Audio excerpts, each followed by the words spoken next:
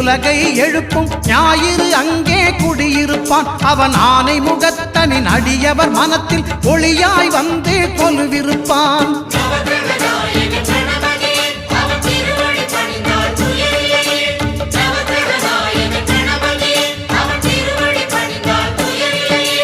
ஒன்பது கோளும் ஒன்றாய் காண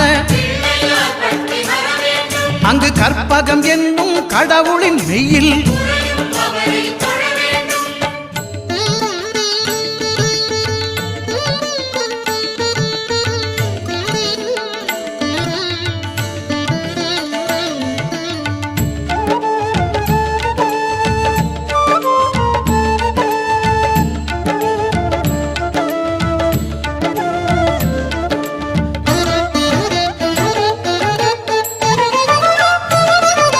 திங்கள் பகவான் திருமுகம் காண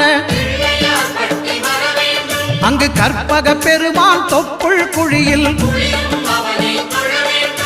திங்கள் பகவான் திருமுகம் காண அங்கு கற்பக பெருமான் தொப்புள் குழியில்